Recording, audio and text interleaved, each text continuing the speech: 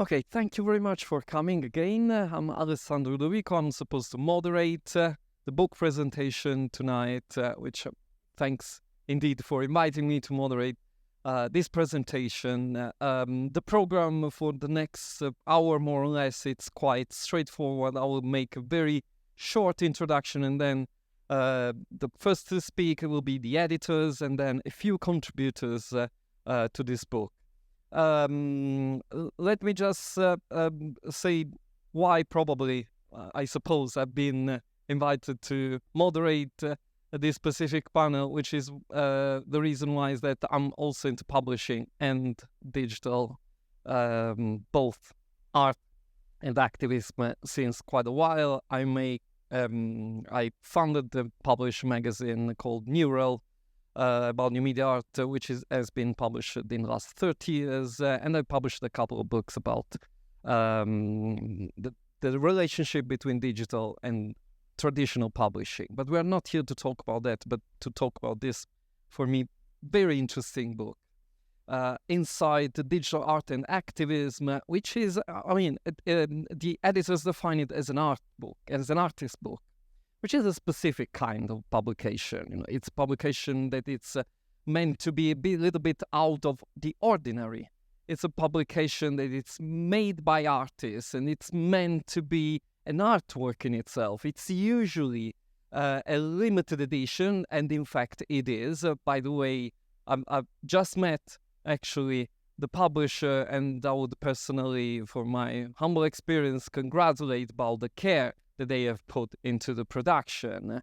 And this is one of the keys, I think, of the book, because from what I've learned, it's not the classic artist book when there's an artist who develops a concept and then meets a publisher and they enter a dialogue in order to deliver something that is a kind of a limited edition artwork. It's something deeper than that, and I think it really embodies the dynamics that we truly need now. Why? Because it's the result of quite a long process, which has gone through a few years and several, let's say, bumps that we all have kind of experienced over the last few years, which of course has been the global pandemic, but also what it has implied in an institutional networked organization. And this is the other key word for me, especially. I'm personally relatively obsessed with the word network and with the potential of the word network, especially of self-organized network, almost the opposite of the global networks that we are, all of us are quite sunk into most of the time. The network, why? Because it starts, as far as I've learned, as an institution, as a network of different institutions and of different person active in these different institutions, and then involving a series of artists in this process. And that's the thing. The network of academics, artists, and activists has been able to produce a book whose dynamics of production are really reflecting, I would say, the whole small community of people that have participated in it. Not only that, but I could literally feel, and maybe the publisher can correct me if I'm wrong, that the dialogue with the publisher was constant, and the experience of the publisher himself, who probably helped to shape it in a very consistent and coherent way, was also key and nodal.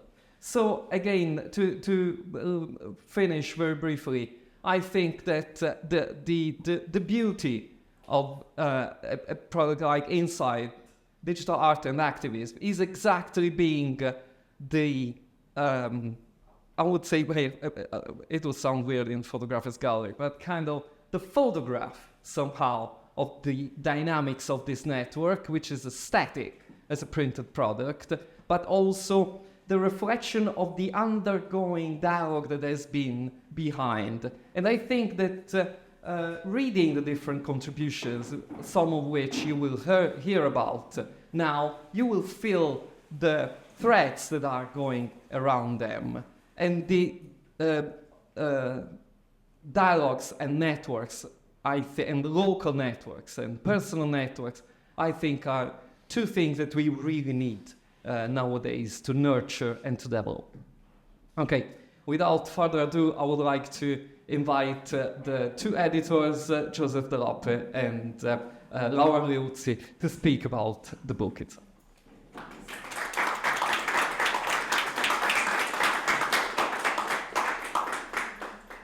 So thank you all for coming tonight. And I do have to say some thank yous first to the RSE Royal Society of Edinburgh, who funded this project originally and helped pay for the book, Abertay University, University of Dundee, Robert Gordon University. I think that's about everybody. And really want to thank my partner in crime here, Laura. We've enjoyed working on this project now which was a 1-year grant, right? Originally from the Royal Society of Edinburgh, which just crash landed into the pandemic, right? And I'll tell it. We'll tell that story briefly, just so you get an idea where this all came from.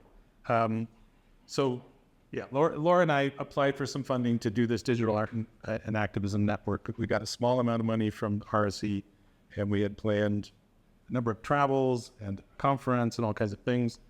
You had a baby in the midst of all that, and then anyway, it was a very chaotic time, but it led to some really interesting things. The one thing that we did actually that was in the original proposal was this, which was our React Social Change Art Technology Symposium 2019, which was part of the Neon Festival in Dundee, and was a huge event and really wonderful. I don't need to talk about it too much, but those are the first kind of people we came in contact with as far as the network were.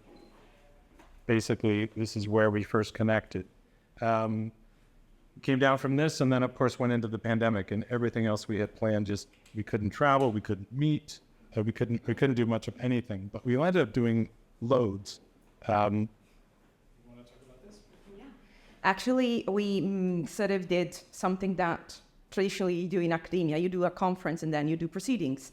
And actually, but we always kept in mind of retaining that sort of element of the network. That was really, really a key element of all our activities. So a special issue of media, and thanks also to the great Joanna Gosse who helped us out with that, came out. And then, some sort of incredible opportunity came about that was absolutely not planned when Christine Burrow and Judy Walbreen invited Joe for a chapter, and so we did a conversation for the book, which was quite unexpected. So this thing that the network had been stretched by the pandemic also became for us a very interesting opportunity in all the drama that happened, also to create situations to inspire artists, to create also some just keep ourselves going in a moment that was very, very complicated, just to continue to work in academia and in the visual arts.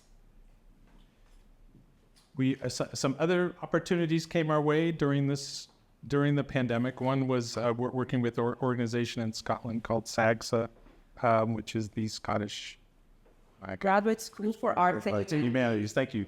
And we did what was called Perspectives 2021, and this was an online symposium that was only for people who were actually in PhD or MFA programs to come and share. And it was international. We had all kinds of interesting people. We had Shuli Cheng, who was one of our keynotes. Quite a wonderful event. Again, online by necessity. We had Perspectives 2023 as well. One of our network members, Maja Zec, who's here today to speak, was one of our keynotes for that. But in between this is kind of where this book came from. This was May 2022, and we were just all sort of coming out of the pandemic and finally able to meet with each other. And Laura and I talked, and we were like, we should have some kind of an event, a workshop, something. And we scheduled this in Dundee at the V&A, and it was, I think, for all of us, the first kind of in-person gathering that we had been involved in 2 years. And it was an amazing day. It was just so we asked people to come and sort of share what they were doing. What have they been doing? What's their work? What are their concerns? It was at the end of this, we invited Nuno Sacramento, who is the head of Peacock and the Warren Peacock Visual Arts, and at the end of the event, he said, "This was fantastic. We need to do a book." And we're like, "Okay, what does that mean?" "Yeah, sure." It's like, and we were totally game. And it took, I think, about 2 years, year and a half, 2 years to finally get this all together. But we did was we invited almost everyone from that original gathering to contribute to chapters. Some of them did, some of them did not. And then we also invited a lot of other people that we had involved in previous conferences, et cetera. We landed up with this amazing list of people. And what we did for the book was essentially, we said, this is going to be a book about digital art and activism. You get 3 pages. Do whatever you want. And we said this can be manifestos, descriptions of work, it could be scholarly essays, but it's going to be done with this wonderful risograph print process. You get a choice of paper, of ink. It's not really photographic. When you see the book, you'll see it really has a very, very unique quality to it. And the responses we got were just amazing. Like that people really kind of got into it. And as Alessandro was saying, Neil has been amazing. Like, working with these artists, and there is also a process, of Neil kind of transferring knowledge to us on how to, what risograph was about. And risograph is really a key tool for activism because it allows very fast prints. So it basically, it became also a learning moment for all of us, just getting seminars on the topic. So it was really, really, for us, it was also providing that sense of community. Yeah, and I neglected to thank Peacock Visual Arts at the start of this. This wouldn't have happened without. So what we've got now, we have actually a number of the participants from the book here, most of whom are speaking tonight. We're going to have them come up and share some of their work, and then we're going to have a panel. You can ask questions and that kind of thing. I will start out and just share my contribution, then Laura will do hers, and then we'll go into the rest of the panel here. So that's me, in case you didn't know. I actually kind of struggled with what to do with this. And I had an experience, profound experience coming out of the pandemic in 2021. My family's back in the States, and I couldn't see them. My daughters were on the East Coast. I couldn't see them for 2 years, and I finally was able to travel to New York City to see them. And I've done loads of work. My passion in the last 10 years or so have been addressing drone warfare, civilian casualties, American militarism around the globe. And I've really felt shut down during the pandemic, but just long story short, I got to New York City and I didn't even realize I landed there during the week of the 20th anniversary the 20th anniversary of the 9/11 attacks.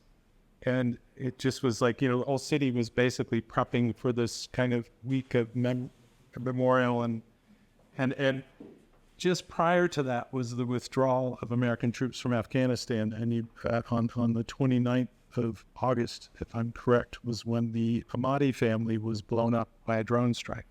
And it's one of the few drone strikes that was actually kind of front page news, in part only because the press was actually there when it happened. And it just all sort of churned in my head. And being in New York, and there was a huge ceremony on 9/11, memorializing all that. And I just had this idea. And the day before coming back to Scotland, I went down to the 9/11 site with some paper and some crayons, and I basically rubbed the first names of the entire Amati family using the letters from the memorial. And it was based on basically, if you had a family member who was killed on 9/11, you can get these special pieces of paper from the 9/11 memorial, and you can go and do a rubbing of your family member's name, which is a wonderful thing. But this is about that, but it's also about this kind of bookend in a way to 9/11 and the tragedy of this family that was blown up, the crime of it, and I wanted them to be remembered. So I did this very personal thing. It was very emotional experience, and I did the entire family, and my daughter Sarah took the photographs. So my contribution to the book is essentially this work, and it's you can read about it in the actual book. But it was just a really good thing to do, and I was really very, very pleased with how it came out in this text and that it's kind of documented here. So I'm going to pass over to Mara here. Thank you. So, thank you, Joe. So, for this book, I actually did a self-reflecting piece. Visually, it just looks like an essay, and I really reflected a little bit about what I was doing at the time. For those who know me a little bit, I have been really much involved in sort of researching and curating feminist video art in the past, and early video art in the past 10 years. And at some point, I asked myself, how am I doing this? And at the time, I was speaking to an artist friend, and I got inspired to reflect on a book by a very interesting feminist thinker that is called Adriana Cavarero. Adriana Cavarero, in her book, Relating Narratives, explained to us that there is this idea that the most appropriate way to narrate ourselves is through someone else. The idea that, in a way, we cannot narrate ourselves, but we do have a distinctive story, a unique story that needs to be told. But there's someone else, So, in a way, narration of the identity is a relational process. So, talking to this to my colleagues at the time, whom I had been inviting to my course for curatorial practices, I realized that the only way that I could relate to them is just interviewing them, getting them into dialogue. And I understood that it didn't matter what I was doing, like curating, writing about women, video art, or just even doing a video Wikipedia page for them. Actually, I was getting their story, and I could be, in that relation with them, the person who was narrating their point of view. So for me, it took a little while of reflection and seeing myself from somebody else, in my turn. And it was part of our network, the idea that when people came and said, I had never seen myself as an activist. I had never seen my practice as activist before. But through the activities of this network, I'm realizing that what I've been doing is activist. In a way, so, I have been curating feminist video for a while, so you would argue that, sort of showing work from women and or marginalized groups, in a sense, actually is activist per se, because we're giving recognition, we're giving space, we're actually just taking people under the spotlight again, or sometimes for the first time. So my point for me in reflecting in this piece is understanding how I was doing that. And I understood that the first act for me of curating is listening, hearing people, and so it is in the dialogue that I could actually initiate and stimulate with them. And so I'm actually still working on this idea with the way of just getting myself better at listening and incorporating what is other people's voices, and just being that mirror for them, or being some sort of amplifier and loudspeaker where possible. So I will leave the word to, the only just last thing that I would like to show you is just that recently I'm co-directing this thing with Adam Lockett. It's an online gallery, and we are hoping to, it comes from the Rewind collection, and we are hoping to show more of this discourse that has been really under the radar. And so if any of you is interested about early video art, feminist video art, or any other form of marginalized discourse in video, just get in touch. Next one is Martin.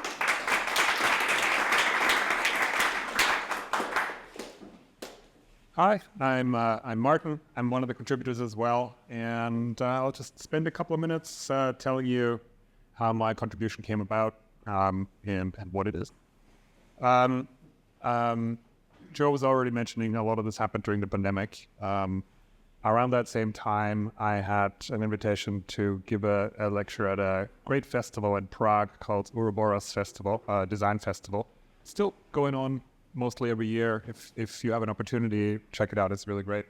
And I was invited there to speak about blockchain technology in relation to digital art, particularly in relation to some of the more radical and activist dimensions of that technology.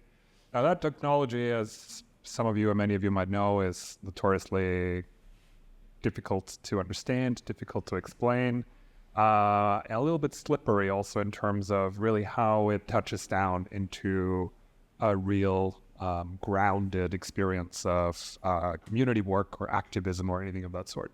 So I was looking in this talk for a way to, maybe for a set of metaphors that could help me explore the activist potentials of that technology. And what I landed on was an old tradition of cake baking that I was familiar with from primary school age, I think. And some of you might recognize this. And I used this traditional cake baking technique as a metaphor to understand the activist dimensions of blockchain technology. How could that possibly be the case? What's the deal with that? So this is a yeast-based cake, and some of the other pandemic superpowers that some of us have acquired are sourdough bread baking, of course. So you will be familiar with this. And anyway, so to make this cake, you cultivate the yeast starter, you bake the cake, but then the idea is that, and this is how I learned about it in primary school, you take the cake to school, share it with your friends, but you also pass some of that sourdough starter on to another friend who takes it home, and they, or probably more their parents, will cultivate the starter and bake the cake again and so forth. And I remember very vividly when I was 7 or so and encountered this, to thinking, wow, like this cake that I'm eating, there is a little bit of every other cake that had ever been made before in what the thing that I'm eating right now. Wild. And if I pass this on to friends, that dough will also live on in every other piece of cake that will going forward. Here's a recipe for that. I grew up in Austria, so this is kind of an old recipe. Somebody's mom drew that up. I like the aesthetics of that. So I was thinking about, this is a metaphor for understanding blockchain technology as, you share a cake that's an embodied kind of para-contractual practice of community work, decentralized networks. Already you feel like maybe there's something there that connects to this technology. And so in the end, my contribution to the book is a recipe for making this cake, but also a brief explanation in the form of maybe almost a bit of a manifesto, maybe, to explain how this might work and how someone who really knows nothing or very little about blockchain technology might start thinking about baking cakes and actually understand something about this very complex technology. And so I'll just read a little bit of this out of my contribution, which was called, and so there are some puns in there related to the technology and how that connects to baking. Proof of cake was the name of my contribution. This is how it works. A friend gives you some dough. You take it home to look after it. When it's ready, you divide the dough in 4 parts and bake cake with one of them. You share the cake with your friends, and to 3 of them, you give the leftover parts of dough. The cycle begins again. Your dough lives on forever in every cake ever after. Let's call this the cake chain. By accepting dough from a friend, you enter into a social contract, a kind of self-enforcing algorithm that will verify and sustain the functioning of the cake chain. A little like a pyramid scheme, and a lot like the blockchain, the cake chain works as long as you participate in it. Beautifully, the cake chain algorithm, like all algorithms, is a recipe. And as such, it can help us think about the execution of rules, about structured processing of information, about the distribution of generative outputs. But, unlike many algorithms, the cake chain recipe also invokes many other wonderful things, including nourishment, vitality, alchemy, and sharing. On the cake chain, we can think newly about computation and be reminded that all algorithmic processes are embedded in cultural, socioeconomic, more than human ecologies. No computational algorithmic structure exists as detached from human agents. Beyond disembodied dictation of rules, a good recipe encourages participation, inclusiveness, and community-oriented behaviors of sharing and mutual exchange. After all, nobody likes to cook and eat alone. And I'll leave it at that. It goes on for a little bit longer and digs into a bit more of the analogies, really. It's really not just metaphors, but I think quite functional analogies between baking cakes and sharing the outputs and the way the blockchain technology works, amazingly. So that's the kind of manifested bit. The page following is the actual recipe, and you can have a look at that yourselves, maybe later on in the bookstore. Thanks.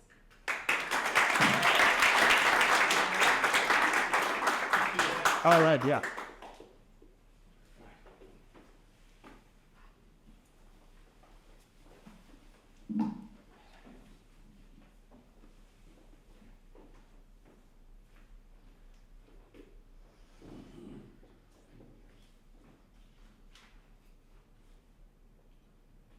Hello, everyone.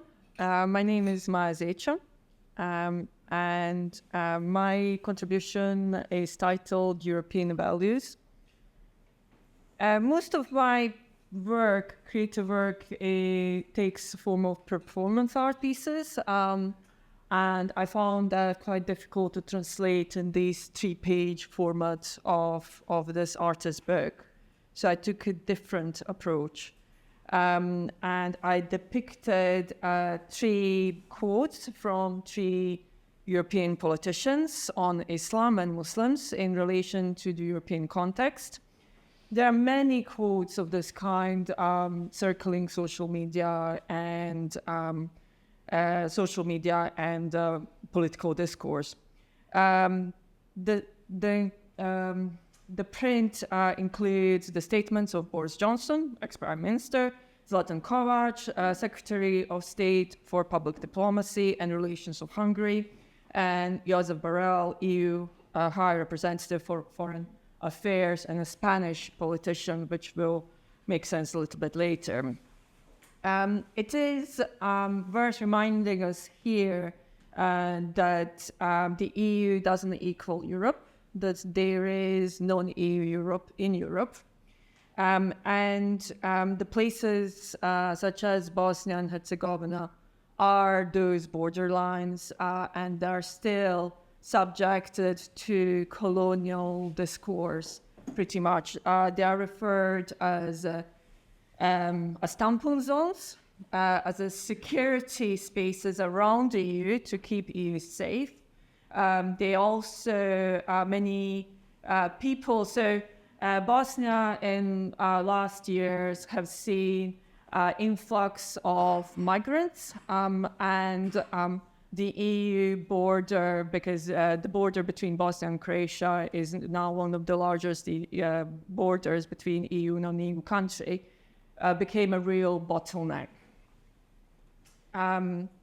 So these are spaces in which white others, local Muslims and Roma, but also people of other beliefs and customs, mingle with non-white others, mostly migrants on the Balkan route. And they all struggle to enter the EU and struggle to they are mostly economic migrants. So I consider myself to be an economic migrant in the UK because I think it's worth noting that there's up to 50% of people in Bosnia are unemployed. So most of my friends who are still in Bosnia, they're really struggling, and Bosnia has one of the biggest brain drains in Europe. So faced with this racial profiling and discrimination along the EU borders that are securitized with high-sensitive cameras, drones, heat-sensitive equipment, and hunted down, Bosnian Muslims have to constantly prove themselves as worthy of European values, as good migrants and good Muslims, while facing constant threats and Islamophobia. And in doing that, kind of create this separation from other migrants that are hoping to enter the EU, coming through the Balkan route. As the author Piri Regepi points out, statements by Doris Pack, the EU Parliament rapporteur for Bosnia and Herzegovina, are relevant here because they illustrate the kind of colonial imaginaries that inform such tactics. So he says, when I came to Sarajevo, I saw fewer scars than in some municipality around Berlin. We have opened the door for such an Islamization. This Islam is European one. These Muslims are European ones, as well as Orthodox and Catholic people here. I think it's also worth noting that Bosnia and Herzegovina, so we often hear that all the Europeans have been colonizers. Bosnia has been under foreign rule for over 400 years, first by Ottomans, then by Austro-Hungarian Empire.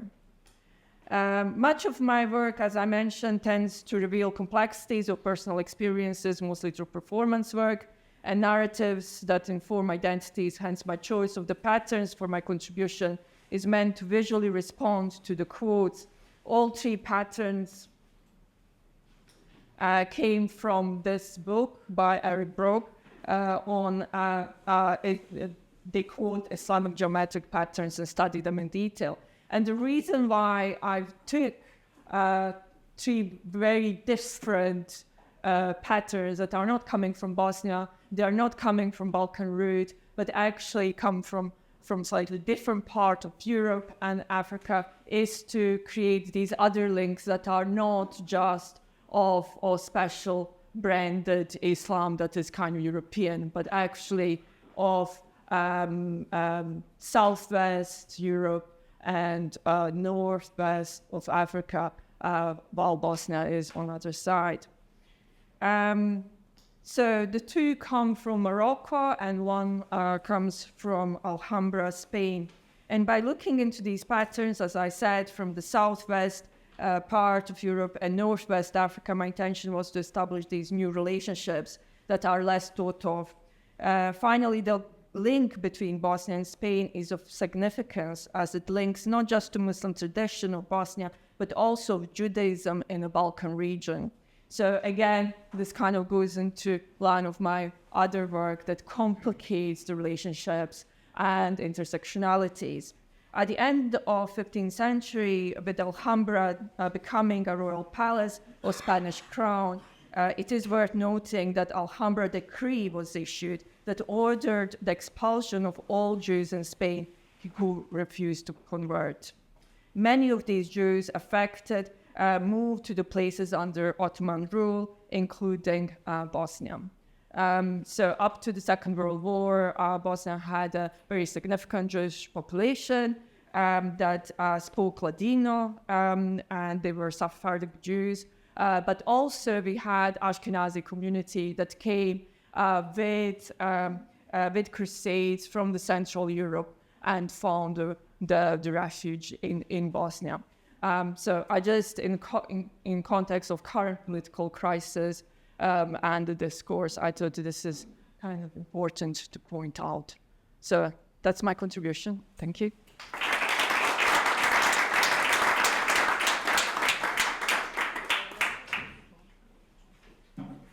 Thanks, Emile Shemilt.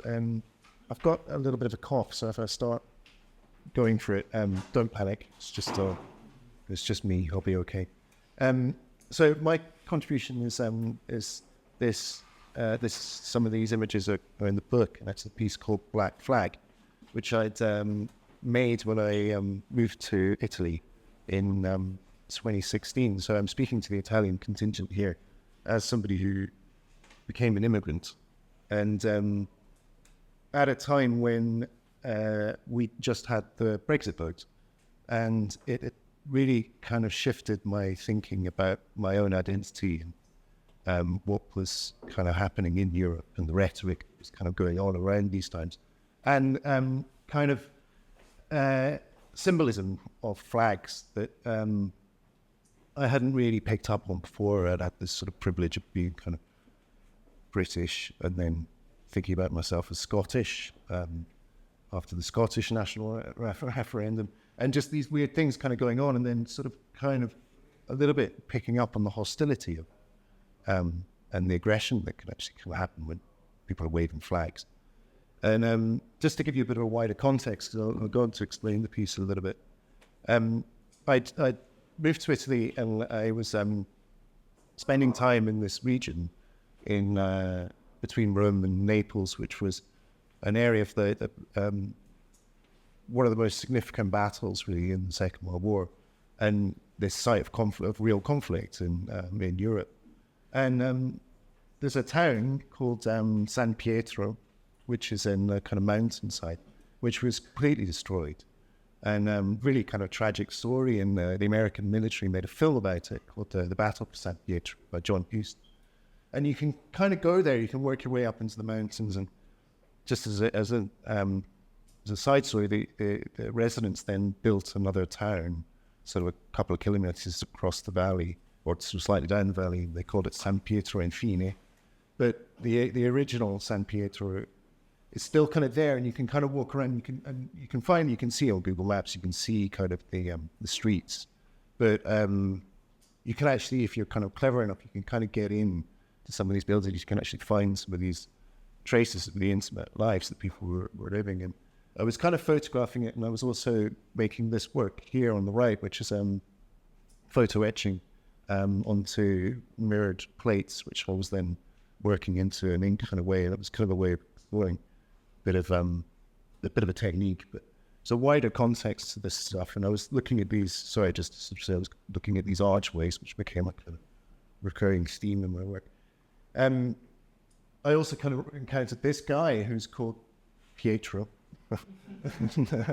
and that's the P outside his house, and he's just in up the valley, and it was kind of interesting for me because I was reading John Berger at the time, and Berger was a collected essays on landscape, and he very much kind of has this notion that everybody is an artist, and specifically people who kind of work with land should be kind of considered artists.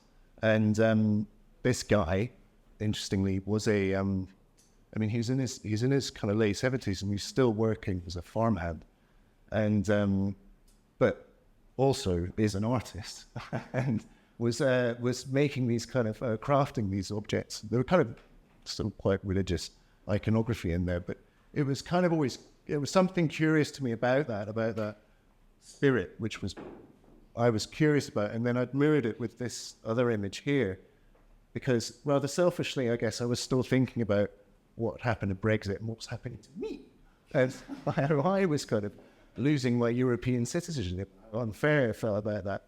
But this imagery here, it was kind of, it's still a kind of middle-class European fantasy that you can kind of retire to the south of Europe and find this historic building, and you can do it up, and it'll be lovely and beautiful, and you can still be British and not interact with the locals. But but this kind of weird sort of thing was happening where I was sort of also seeing these things, thinking, well, that's not going to be me anymore. But I was also aware of the fact that, the migrant crisis was going on all the time, and there was a bit of a discussion that was beginning to happen where actually these towns are rapidly losing their population, and you kind of got these older people here still kind of working there, but the younger population are just abandoning it in the cities, particularly in the south. And the government policies are actually that they were building these houses or inviting migrants to kind of live in these houses. So there was a little bit of this kind of conflict that was going on for me in my head where I was thinking about what this meant. And so the work that I've contributed is this piece called Black Flag, which was, for me, was about the migrant crisis. And Black Flag, of course, it's actually kind of an anarchic symbol. But I was kind of ambiguously thinking about what flag waving was, and also what nationhood meant, and why somebody would strive to sort of be part of a nation, and what that would mean to that person. And this series was really about it was a flag that was kind of being moved around in front of with a seascape horizon line with these arms reaching out to it. And I wanted the ambiguity of what these arms actually kind of meant. Were they grasping at it, or were they pushing it away? And was there a kind of sense of struggle in this? And as the series develops, it's kind of, is it a question about, is there kind of hope to this, or is it actually a bit more aggressive? And towards the end of the series, I wanted to make her look how you become aware of that seascape, and then how the flag can become like a wave which envelops and then just leaves us with this empty seascape at the end. And that was my contribution.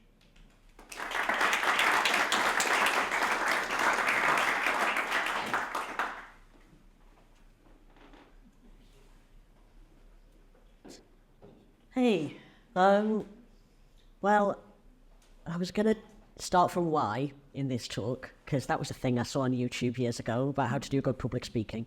And then I thought maybe I should start from what, because I'm just going to... Oh, I've clicked the wrong thing here. I'll go back.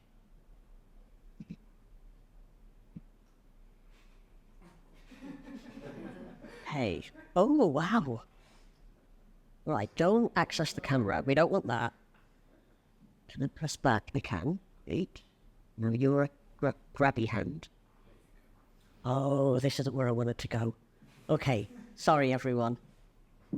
This is my general website, and then there's a particular piece of interactive work that I transmediated into these prints that I want to talk about.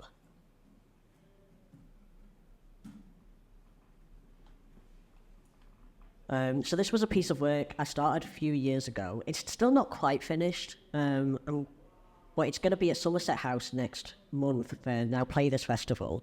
So you'll be able to go see it there. It does have a load of images here that are not loading right now. I think I might load one character to see if that gives us more look. Yeah, that looks a bit nicer. Okay.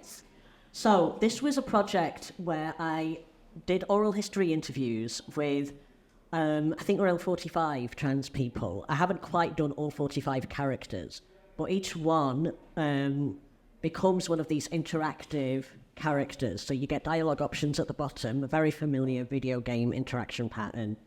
The dialogue options at the bottom are, I arbitrarily made them so that they would allow you to navigate this testimony, or the text on top is verbatim from these interviews.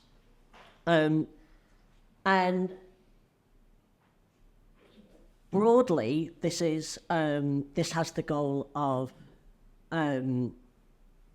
representing trans experiences. I try not to do work that is representing trans experiences for a presumed cisgender audience.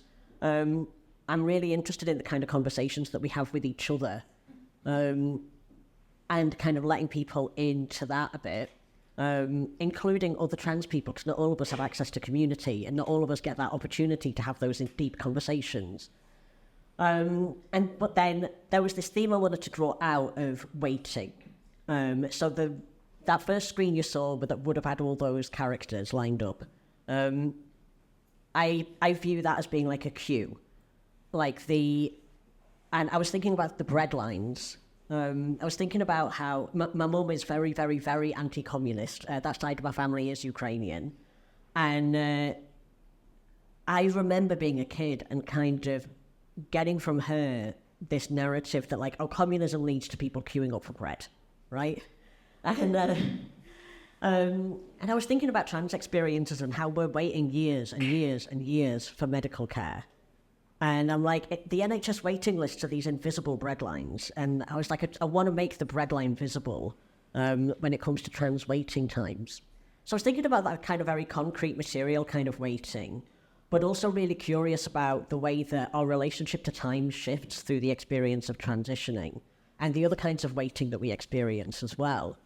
During all of this time, I wasn't going to mention this, but we've just spoken about migration so much tonight, and throughout all of this time, up to now, I'm waiting to emigrate. I'm a partner of 10 years, lives out in Canada.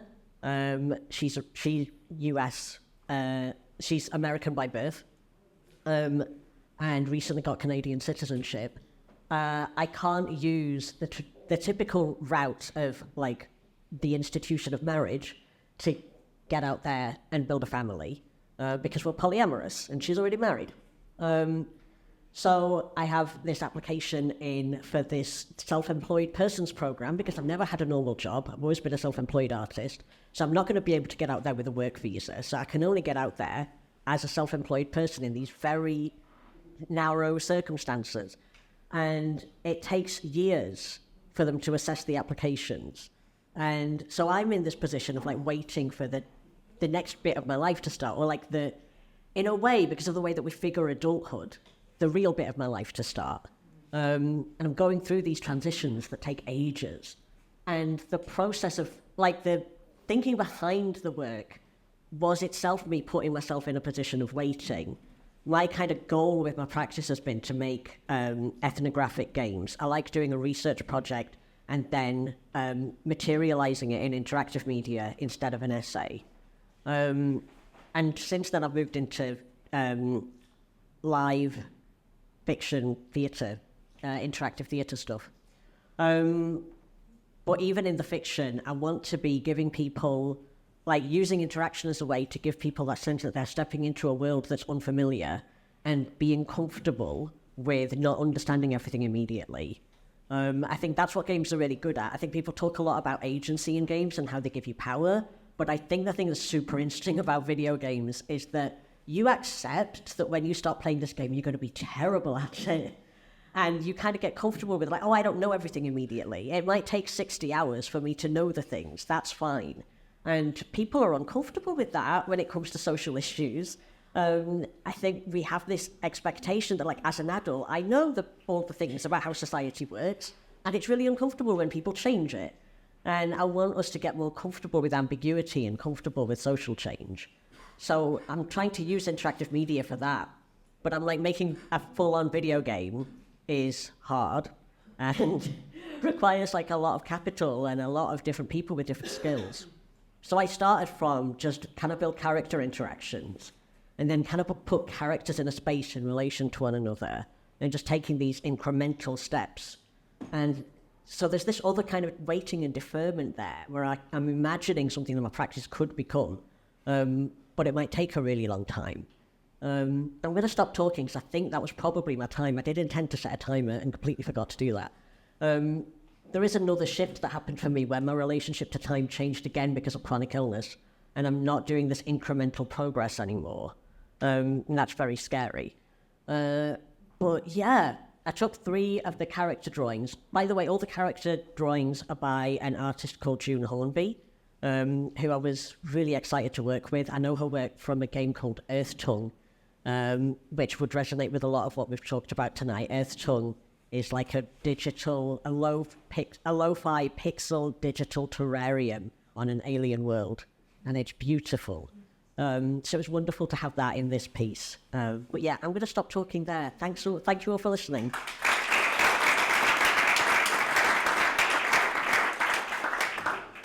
If we could get the panelists to move their chairs up so we can do the next bit. Pass. Yeah.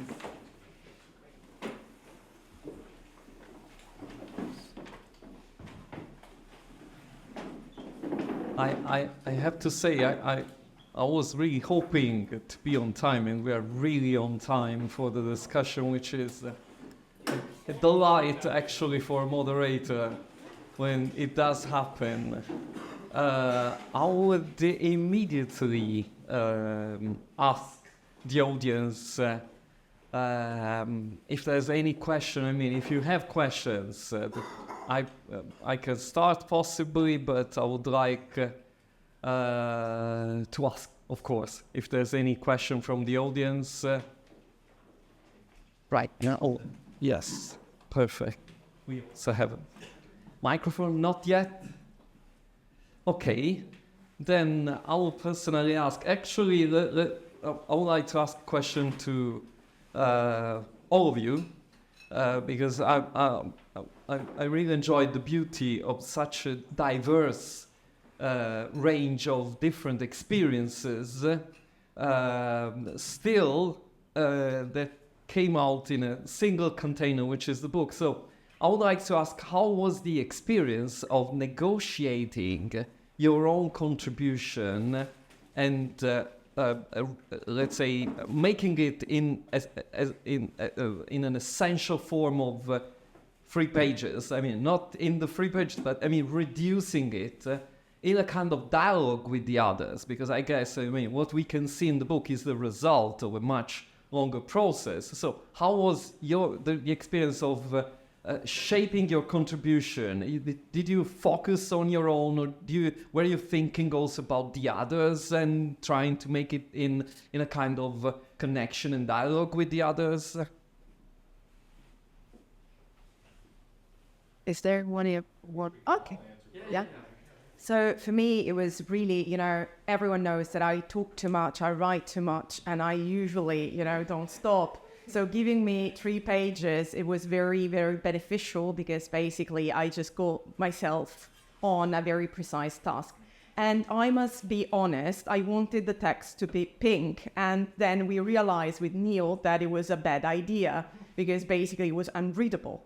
So what actually for me was a new experience is just getting to the, through the process, through a number of, prints that actually could give me the idea of what the final product could be.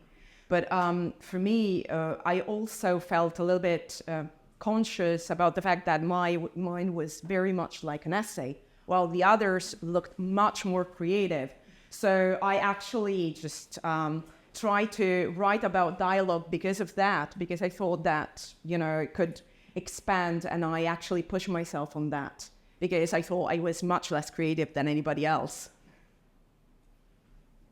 I really enjoyed the restrictions of the 3 pages. Actually, it was taste of my own medicine, because I lecture in photography, and one of the main issues that we have constantly with students is that they just shoot now with like mirrorless cameras. The quality that you can get now, it's just fantastic. We're just shooting constantly. But they then come to me with hundreds of photographs, and I say, I'm not going to look at any of them until you've decided which one is the work that makes sense. Now they kind of look at me in shock, and I thought, job. But then you said to me, well, you've got 3 pages. I think I've heard this before. And actually, because I work photographically, it was kind of a challenge, really, to kind of think how I would do this as a writer print. But I was really encouraged by the way it came out. For me, it was just beautiful. Well, for me, and I assume for quite a few others, the key question from the workshop was also our meeting in Dundee. Are we activists or not? And what is activism in our work? And much of my activism is actually in academic writing, although I'm not a very skillful writer, but I find putting my own voice out there really important. And every appearance at any conference is a huge challenge. But I also find it really important because Bosnia is often very exoticized, especially in the sonic art discourse that I write a lot, because I collect sounds, I record them, and I speak with people about how they experience everyday soundscapes. So for me, this was a really challenging format. And I've decided to go back to design roots because I'm a trained designer, actually. And I was thinking what would work effectively in this particular format, in 3 pages, and something that I find quite emotional actually to talk about. And because I do a lot of work around it, but not kind of head on. And also, there is a question of, do you want to print out these xenophobic, racist, Islamophobic statements and make them even more permanent in print? But as one of our previous discussions, someone mentioned, well, this allows us to code them in easier way because Twitter is not there anymore, it's X now, and who knows what happens with... So it's just the nature of social media that sometimes is difficult to quote, and I think in this format, this work will hopefully have another life. That's a really good question, Alessandro. For me, it was I'm colorblind, and these glasses are actually corrective lenses. I've had them for about 5 years now, but I'm still learning color. Like, I still don't know color. And I was actually a bit terrified because this was, the book is a lot about color. Like, and we had this wealth of choices from, like, Emile basically sent us these groupings of colors and inks, and we had so many choices. And yeah, I was a bit terrified, but it landed up, kind of in consulting with my wife, who is very good with colors and planning and other things. So it really was that was, it kind of came and interestingly sort of went back to a kind of design scheme that was very big in the 80s when I was studying graphic design, this sort of black, white, and, kind of red, which I love. But I think it's one of the things too to just mention in terms of the overall book. What I was really excited about was I love the randomness of it, because we landed up the ordering, if you notice, is alphabetical by first name, and we just kept it like that. And so and I love leafing through the book because the colors just sort of flow by, and it is this kind of random ordering of colors, and it all works really wonderfully. And that's a credit actually to the design of Neil, the numbering system and the first pages and all of that. Really, really brilliantly done. But so to me, it's like a bit of like everyone sort of had their own choices, but then it was this kind of grouping that came together. And to me, it sort of serves as this kind of model of kind of coming together and making something work, something beautiful, which is what activism is all about, really. And so it becomes this like metaphor, and I know that's been brought up before.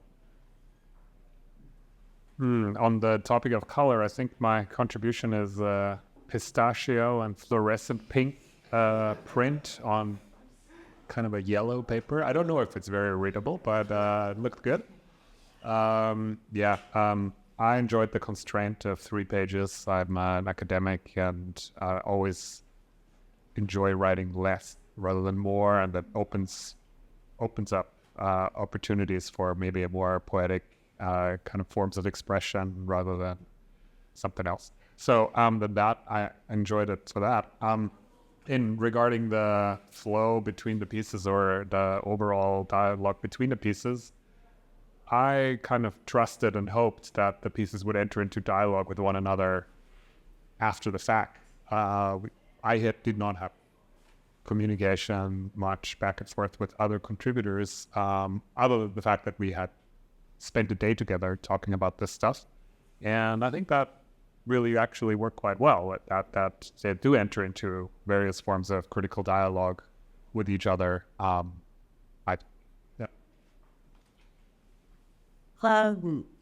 mean, getting something printed on risograph was kind of on my bucket list. It's like I really want to do a risograph print one day, and then I got to do it, so I was absolutely thrilled.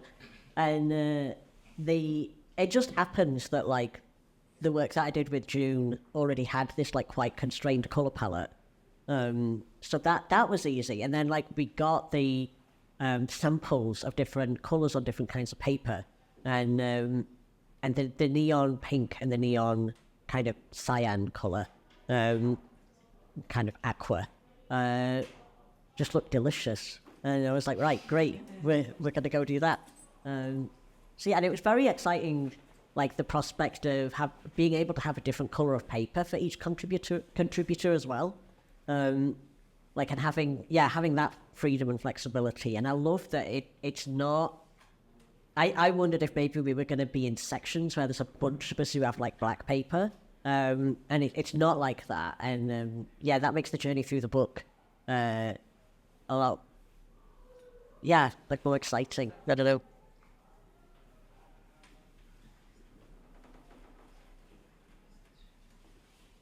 Second opportunity for questions from the public. Hi. Thank you very much. I really enjoyed all the presentations. I want to, I think that there's a beautiful tension in the title that you put in. So you've got INCITE, which is like a call to action at some level. And then you've created a separation between art and activism. So I want to ask you all about the role of your work and whether you see it distinct from activism or whether it's art as activism for you.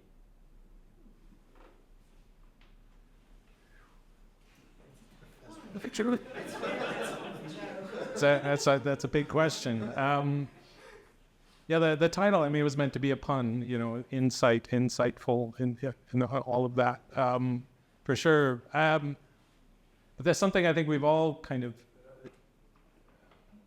worked with in this context, particularly the workshop. That was a huge discussion point, and I think we were talking quite a bit about the notion of when did you step off the curb, or have you? And that's a kind of metaphor in activist communities of when did you step off the curb and join the protest? And I think everyone has a kind of different sort of sensibility about that.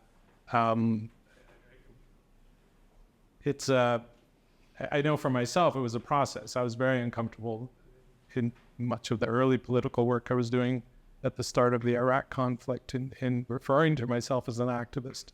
But I think the more I was attacked for my work, honestly, was by people who were really upset by what I was doing, that really kind of, that was like, oh, okay, this is something different than just being an artist.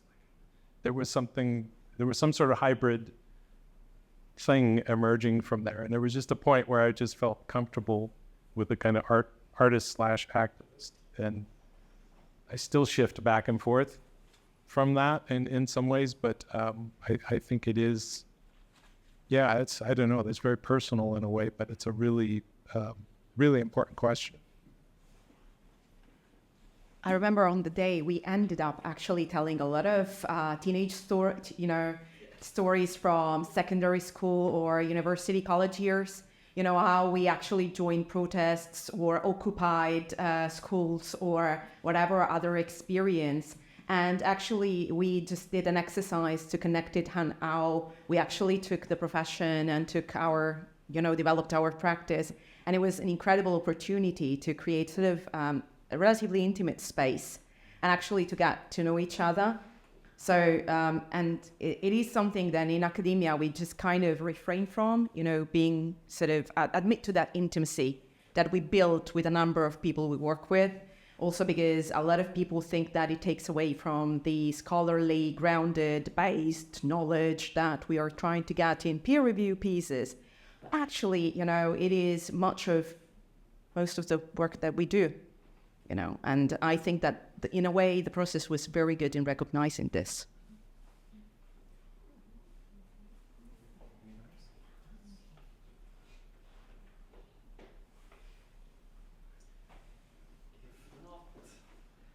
Any more questions? We have another little bit of time.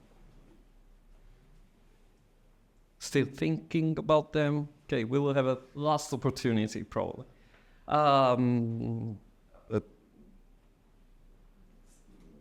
Stemming from this specific perspective, I mean, there's I mean, I was quite for me, it was quite interesting to see, again, the diversity of perspectives, but there is a clear political background in all the contributions, which is equally diverse. And I mean, I guess it's also, it has been also a quite sensitive and not really trivial question of balancing what each contribution was providing towards the others as well. So I guess allowing each contributor to feel comfortable to be in the book with all the others contributors. I mean, in my humble experience of, assembling content for different people, from different writers, different artists, it's a key question that you don't want any of them to feel uncomfortable or in the wrong place. So I'm kind of curious about how was the process, let's say, behind the curtain. So if you had conversations about that, if you had to negotiate things in a deeper way, or if it was a kind of streamlined process that went quite smoothly.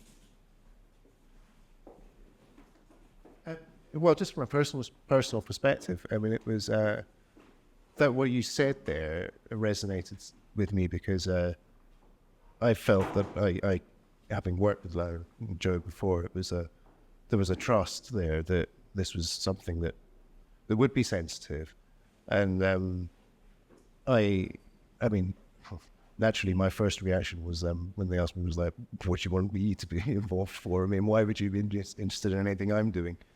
But and really, I hadn't framed my thoughts in that particular way, and similar to the last question, I wouldn't really consider my work as activists at that time. But then also through this process, it allowed me to kind of think of it in those terms. But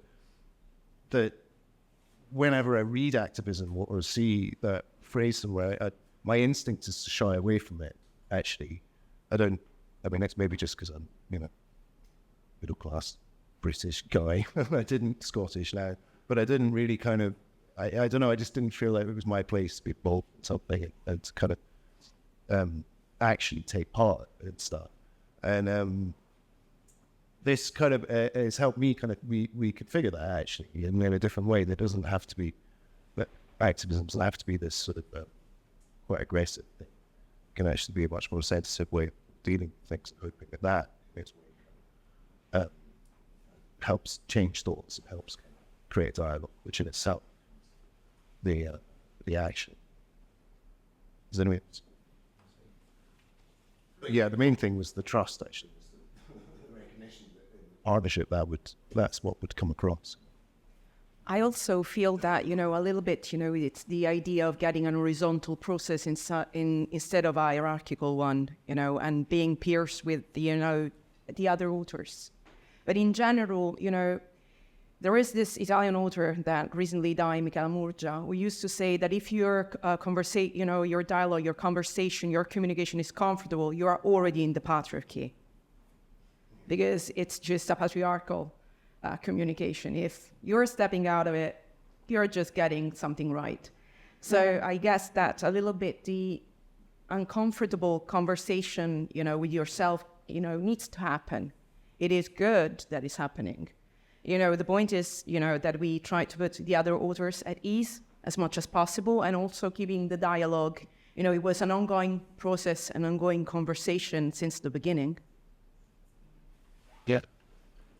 I think, and it was very much a kind of organic process of inviting people, and some people weren't able to do it somewhere. So it kind of came together in a really kind of interesting way that was not, it was not streamlined at all. I think it was very, what about this? And it was, so we landed up with this really wonderful group of people who took the time to do it. And again, Peacock Visual Arts, who, we had the RSC grant that we had paid for the materials basically, and they provided countless hours of time and really love in terms of designing this. in such a way.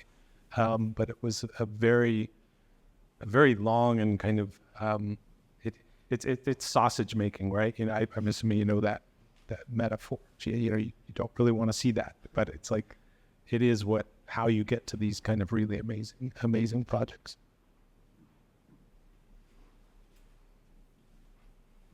Very quick, yes. Last question. Just wanted to ask, thank you all for your presentation. Do you feel now that you've all found each other through each other's work and established this relationship that you'll move forward as a group now? So have you found any other group practices having jumped off this situation? Is that something that inspires you? Yes, I think. I've actually been, I haven't had conversations with the larger group yet. Laura and I have chatted a bit about what might be next. And honestly, what I would like to see happen is some kind of either sort of an activist biennial in Scotland or something like like let's have a show, like let's, and in some ways that's a reaction to like what Laura was just talking about. There's a very sclerotic kind of tradition in Scotland of what is shown and who gets shown. And most of the artists and people we've involved with this are kind of on the fringes of what is actually codified as kind of art in Scotland. And it sort of charges my activist side to sort of say, you know, fuck you, we're gonna do something and actually show you what can be done and what's being done and not being particularly recognized where we are. And that I don't. Yeah. But that's something I'm kind of getting a bit energized about. I think it's exciting you're bringing so many ideas into one place. Yeah. But I mean, imagine walking into an exhibition, even just with the 5 people here or the 6 people, you know, it's like that would be really interesting. And then we have 20 contributors, as I recall, all doing very interesting work. And it is, a lot of it is very under the radar. And so that I think there's an opportunity here to perhaps do something that might really kind of have an impact, really show what's possible when people come together and you know, do interesting things. Very last question. Yes, it's more of a sort of a question, I guess. Listening to all of you talking and thinking about being an artist, being an activist, being an academic, and what you've just ended on, which really made me think about some of the most powerful work, of course, is under the radar, because it's work which is not given permission. It's work which people make for all sorts of reasons, often spontaneously, and not necessarily always within the context of it being marketed to a huge audience. It is like a kind of body of practice. It is contribution to a community of practice, and it doesn't require the kind of grandiosity of the art market. And yet, of course, much of that work is invisible, so there is definitely a place for making it happen. And just lastly, I'm really mindful of thinking about, well, certainly the trans community, because there is so much we need to learn actually from new activism around us, which requires some silence and deep thinking and making space for different voices. And we process differently if we make space for that. And lastly, that whenever I've been on those recent demonstrations in London, in terms of the conflict that's going on in Gaza, I've been really affected by the huge number of self-made placards by young Asian women on those demonstrations, and they are really very extraordinary. And as a body of practice, it's a kind of self-made unconscious place, but as a body of images, they are extraordinary, and the force of this emergent consciousness of a leap of imagination is so powerful. Yeah, thank you for that. There's this thing around art as a commodity in the art market, right?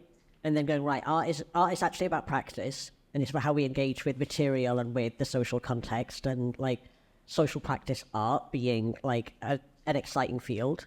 I'm really lucky that like someone who's been a mentor to me has like her practice is really deeply rooted in social practice. And like art as the process of making in dialogue with your context.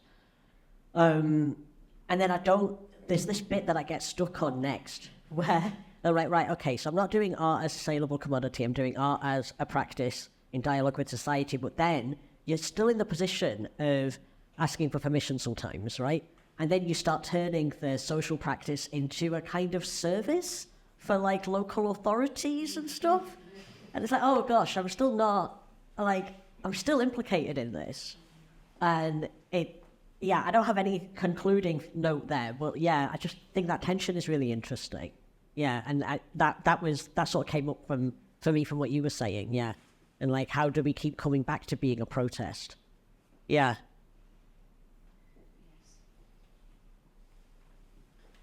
Thank you very much.